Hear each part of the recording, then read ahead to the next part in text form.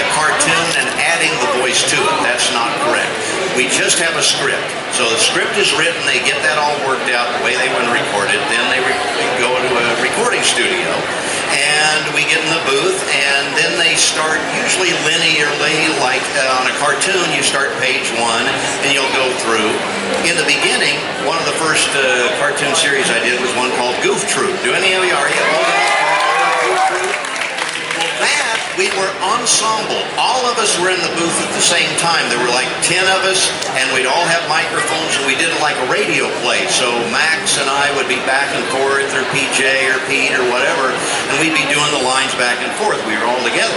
That's easier. Now, with nonlinear editing, we do it separately. Like I'll go in at Tuesday at 2, and then Mickey will come in the next day, depending on schedule. So I do my lines, like I say, okay, your first line is line 5, and I say, gosh, Mickey, how you doing? You know, and I'll do it like 3 times in a row, and then they say, oh, the second one kind of matches what Mickey did. Yeah, let's take that. And then you move on to the second line, and that's on page 4, and hopefully you've read the script before you go in, so you know what the story is, and you just do that all the way through the script until you get the entire script done. And doing a cartoon these days usually only takes me a couple of hours, really, is about how much they let us have to do an entire script, and that's maybe 30 pages of dialogue. And we'll do it in about 2 hours, sometimes less. I mean, how many takes are you usually doing? Because it doesn't sound like a lot of time. No, it's usually like three takes. Now, what I have to rely on the director for is, I don't know how far Mickey is away from me. Is it, howdy, Mick, what's going on? Howdy, Mick, what's going on? Maybe he's up in a balloon or something. Howdy, Mick, what's going on? You know? You have to rely on the director for that, and and the intensity. If I say, where's Mick? Let's get out of here. You don't know where he is. Is he in a house? If the house is on fire, that's going to change the way I say it. Let's get out of here, Totally colors the way you say the line. So you have to really rely on the director to kind of give you the sense of what's going on, and so that you can get it right. Y'all, are you geeking out as much as I am right here? Just like sitting here watching it. So, it really takes you, again, like really getting into the mind of Goofy, and you also understanding where in the world are we in this world of the script. Well, what's the most unusual direction that you've ever gotten from a director? Gosh. I guess I wasn't that good an actor in the old days, because when we first started doing this, there was one where Goofy was supposed to be out of breath, and so the director asked me to run around the block. Yeah, run around the block as fast as I could, so I'd be out of breath. Then I couldn't say the dang line. Gorge, how are you? I was out of breath, so that doesn't work. I decided to fake it after that. The method acting didn't work out. That's method acting, man. So you're talking about technique right there, right? So you've developed your own technique, but I think a lot of us are curious about, is your technique any different when you're playing Goofy for a television series versus Goofy in a film? Yeah, it totally depends on the project. For example, the new Mickey Mouse shorts, which we're in our about 6th season right now, he's a little rough around the edges. That's kind of retro Mickey. We get to do stuff in that show that we've never been able to do in any other show. When you're talking like, there was one, I knew it was going to be a different series when we had one where Goofy was a zombie.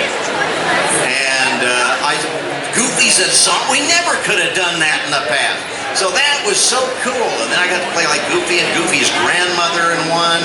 And you just get to do a lot of weird stuff that we've never done before.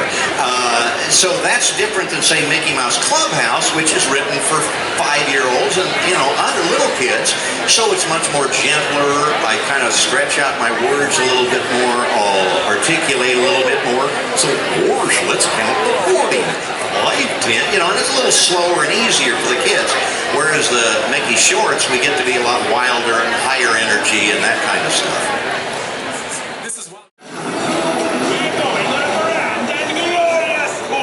Southwest is just a really fast and strange area. It's totally a quest.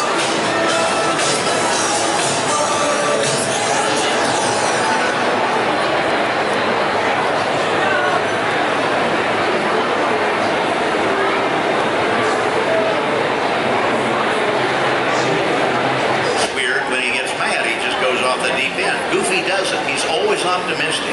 If he falls off of a mountain or something, whoosh, that hurt, you know, and he gets up and gets back on the horse and keeps going. So you find out what his base personality is. And then you kind of, with Goofy, you got to get loosey-goosey and you know, and you just kind of get that feeling, you know, and it kind of gets into you. So you got to become the character. So you got to feel Goofy. You're like, in a word, Goofy. Yeah, you got to feel Goofy. So you didn't do all of this alone, right? Like you had people to help you out along the way. Yeah. You had mentors, and so one of your mentors was Dawes Butler.